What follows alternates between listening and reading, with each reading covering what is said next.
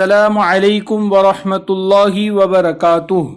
روزے کو توڑنے والی وہ باتیں جن سے صرف قضا لازم آتی ہے۔ نمبر 1، کسی نے زبردستی روزے دار کے منہ میں کوئی چیز ڈال دی اور وہ حلق سے اتر گئی۔ نمبر 2، روزہ یاد تھا اور کلنی کرتے وقت بلا قصد یعنی بغیر ارادے کے حلق میں پانی اتر گیا۔ نمبر 3، قے ہوئی اور قصدن حلق میں لوٹا دی یعنی جان بوجھ کر حلق میں لوٹا دی۔ نمبر 4، جان بوجھ کر منہ بھر کے قے کر ڈالی۔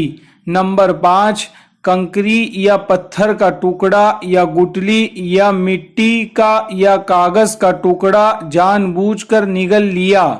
نمبر 6، دانتوں میں اٹکی ہوئی چیز کو زبان سے نکال کر نگل لیا جبکہ وہ چنے کے دانے کے برابر یا اس سے زیادہ ہو، اور اگر منہ سے باہر نکال کر پھر نگل لیا تو چاہے چنے سے کم ہو یا زیادہ ہو، ہر صورت میں روزہ ٹوٹ جائے گا۔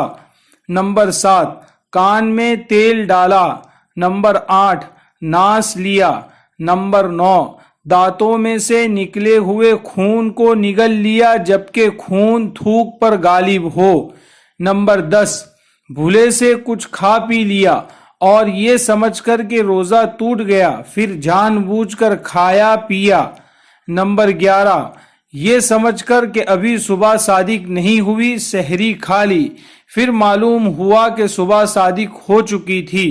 نمبر 12، رمضان شریف کے سوا اور دنوں میں کوئی روزہ جان بوجھ کر توڑ ڈالا۔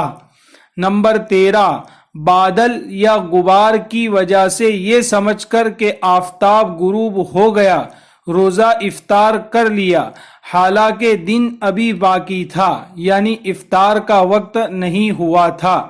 ان سب صورتوں میں صرف روزے کی قضا کرنی پڑے گی اور کفارہ واجب نہیں ہوگا۔ حوالہ: مراقی الفلاح، بدائع الصنائع، فتاوی عالمگیری، جلد نمبر 1، نفحات رمضان۔